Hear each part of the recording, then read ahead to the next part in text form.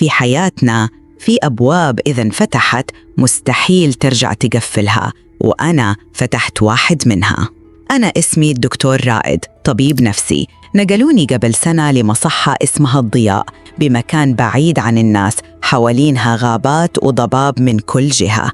المصحة هذه قديمة، مبنية من أيام الاستعمار، وكانت مقفلة سنين طويلة، لين وزارة الصحة قررت تفتحها من جديد. من أول ما وصلت حسيت المكان ما يطمن، الهدوء فيه مو طبيعي، والمرضى فيهم شيء مو عادي. الغريب أكثرهم ما يتكلمون، وإذا تكلموا ما يقولون إلا جملة واحدة: لا تفتحون الممر التاسع. بس المشكلة حسب الخرائط ما في شيء اسمه الممر التاسع. صرت أراقب كل يوم، أزور المرضى وأسجل ملاحظاتي، بس فيه مريض واحد لفت انتباهي، اسمه فهد العتيبي، عمره بحدود 40، صار له 7 سنين بالمصحة. ملفه يقول إنه يعاني من هلوسات، بس أنا ما شفت عليه أعراض الجنون. فهد كان غريب، يعرف أشياء عني ما قلتها لأحد. أول جلسة بيني وبينه قال: يا دكتور رائد، بعدك تشوف الكوابيس القديمة؟ سكت، لأن ما في أحد يعرف الكوابيس هذه غيري. سألته: كيف عرفت؟ ابتسم ابتسامة باهتة وقال: لأنك دخلت الممر التاسع، حتى لو ما انتبهت له إلى الحين. ذيك الليلة ما نمت، بدأت أفتش، قلبت كل الملفات القديمة بالمصحة، لين لقيت ملف مغبر مكتوب عليه: الأجنحة المحجوبة، الممر التاسع. المكان هذا اتقفل من الستينات بعد ما صار فيه وفيات غريبة. 5 مرضى ماتوا بأسبوع، كلهم بنفس الطريقة، ينزف من عيونه ويموت قلبه فجأة. والأطباء اللي أشرفوا على الحالات اختفوا بدون أي أثر، لا أوراق لا أسماء، كأنهم ما كانوا موجودين. قررت ألقى الممر هذا.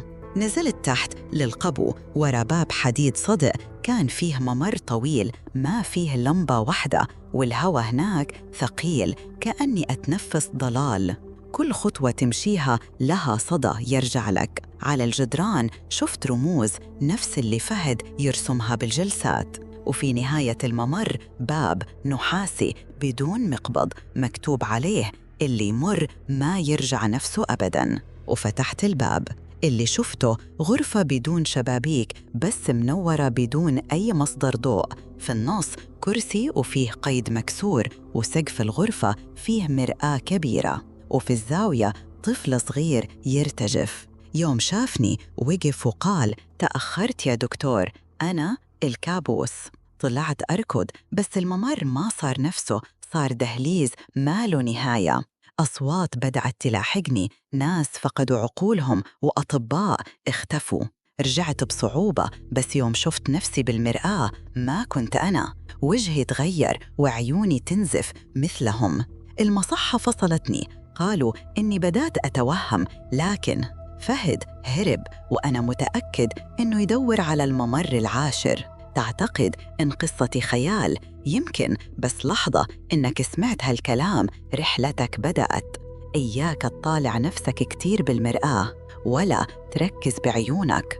قبل شهر لقيت ورقة تحت باب بيتي، نفس الرمز اللي يرسمه فهد، وتحتها عنوان مكان مهجور. رحت له، كان فيه باب، نفس الجملة: اللي يمر ما يرجع نفسه أبداً. بس هالمرة الباب كان مفتوح. دخلت، لقيت المرآة، بس ما شفت نفسي، شفت فهد. قال: أهلاً في الممر العاشر، اللي يهرب من ماضيه يلقاه ينتظره هنا. واختفى. أنا الحين ما أدري من أكون، أنا رائد، فهد، ولا واحد من اللي ما رجعوا. اللي أعرفه إنه الممرات ما لها نهاية، ويمكن الباب الجاي يفتح عندك. انتبه من المرايا. بس كل هذا ما كان انتهى. لكن القصة ما انتهت هنا، بدأت أحداث جديدة تظهر، وأصوات قديمة تعود. أسبوعين بعد التسجيل وصلتني رسالة من بريد إلكتروني مهجور، فيها صورة للممر التاسع، لكن بان فيه شخص واقف في الخلفية. لما كبرت الصورة كانت الصورة لي واقف وأنا نايم على سريري. كيف؟ مين صور؟ وشلون الممر كان في الصورة وأنا ما طلعت من البيت؟ بدأت أبحث، دخلت منتديات مظلمة، تواصلت مع باحثين في الظواهر الخارقة، أكثرهم قالوا نفس الجملة: المرايا يا دكتور بوابات. كل الممرات مرتبطة بانعكاسات، كل شخص يشوف نفسه بطريقة مش حقيقية، مرآته تحمل نسخة أخرى، نسخة تحاول تدخل لعالمنا. كنت أكتب هالكلام وفجأة الكهرباء انقطعت. طلعت من الغرفة، كل المرايا في البيت كانت مشققة إلا واحدة كانت سليمة. قربت منها، شفت نفسي أبتسم، لكن جسدي واقف بدون حركة. أنا ما ابتسمت، اللي في المرآة ابتسم لي وغمز. من يومها وأنا ما أقدر أميز بين الحقيقة والحلم. أصوات أقدام تمشي وأنا لحالي، الساعة توقف عند رقم 9 كل ليلة، والحبر اللي أكتب به دايماً يختفي ويترك رموز على الورق. رجعت للمصحة مهجورة لكن بابها مفتوح. الدوريات الأمنية تقول ما في أحد هنا من سنين، بس الصوت اللي سمعته داخل يقول: رجعت دكتور، رجعت، أنتو نسختك. عرفت أن النسخة اللي طلعت من المرآة ما اختفت، هي اللي تراقبني وهي اللي تنتظر، لكن ما تنتظرني أنا، تنتظرك أنت. إذا كنت تسمع هالكلام فمعناته انعكاسك بدأ يتحرك. الممر التاسع مجرد البداية، والمرآة اللي عندك يمكن تكون هي المخرج أو المدخل. بس لحد الآن في شيء ما فهمته، ليش أنا؟ ليش فهد؟ وليش الممرات ترتبط فينا تحديداً؟ بدأت أرجع ورا في الذاكرة لين يوم كنت صغير. أذكر يوم كنت بعمر 10 سنين رحت مع أبوي لبيت جدي القديم، وهناك في الغرفة اللي كانوا يقولون عنها المحرمة شفت نفس الرمز اللي يرسمها فهد، لكن وقتها ما فهمت شيء.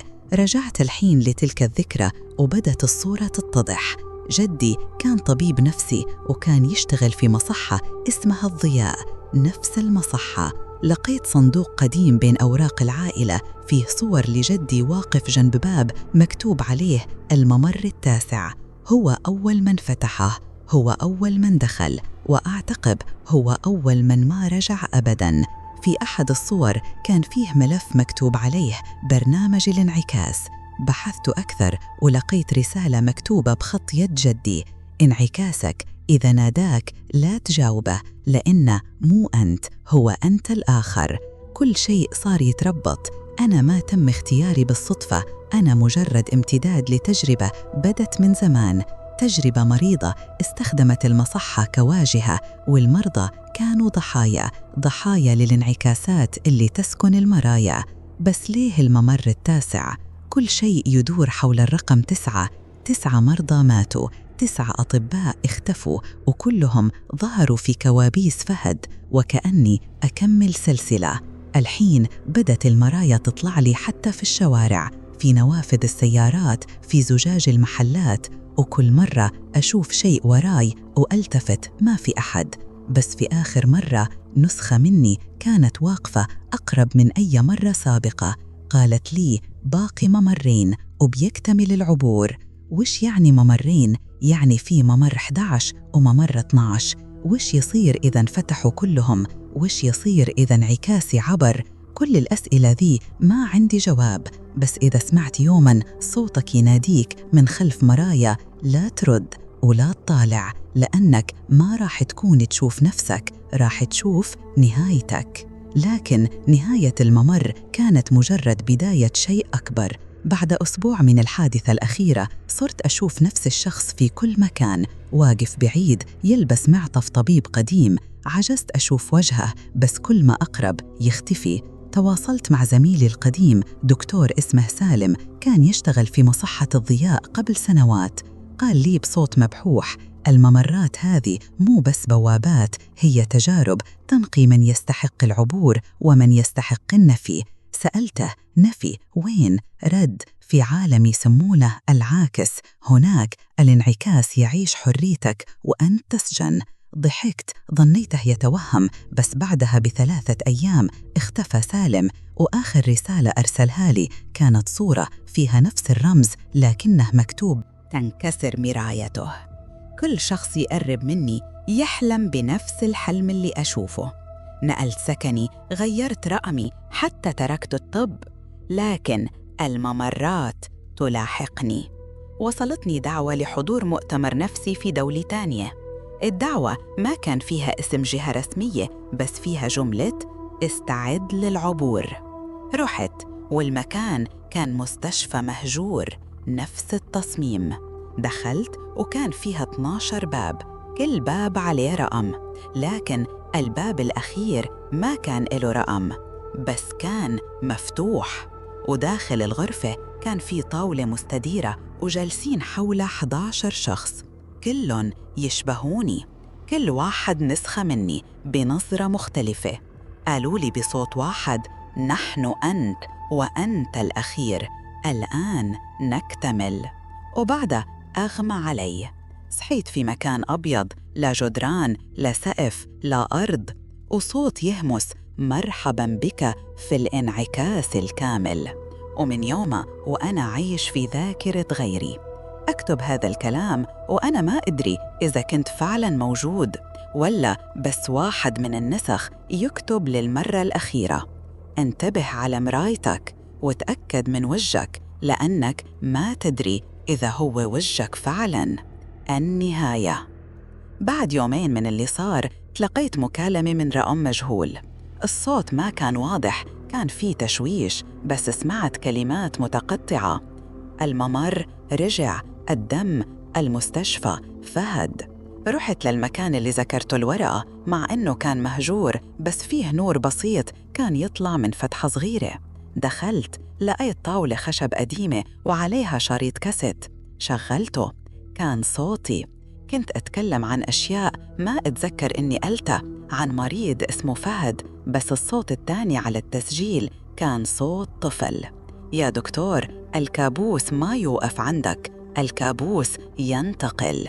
وقبل ما ينتهي التسجيل سمعت صرخة قوية، وبعدها انكسر الكاسيت من نفسه.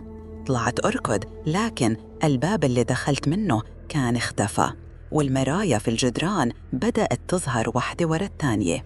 وفي كل مرآة كنت أشوف نفسي، لكن مو نفس اللي أعرفها، نسخ مختلفة مني، وكل نسخة فيها كسر، جرح أو عين ناقصة.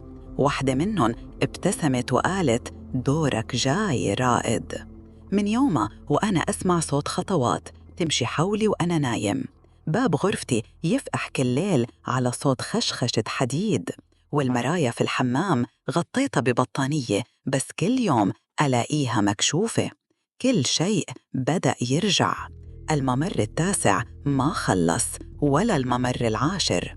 أنا أعتقد إنه في ممرات أكتر، ممرات ما يعرف عنها أحد، بس قريب الكل بيعرف.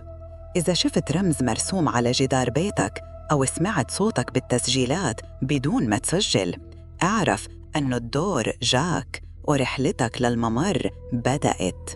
النهاية. إذا عجبك الفيديو عطنا لايك يشعل الحماس، واشترك بالقناة عشان ما يفوتك الجديد، واكتب لنا رأيك بالكومنت، نبي نشوف تفاعلكم. ملخص حكاية، نختصر لك العالم في دقائق.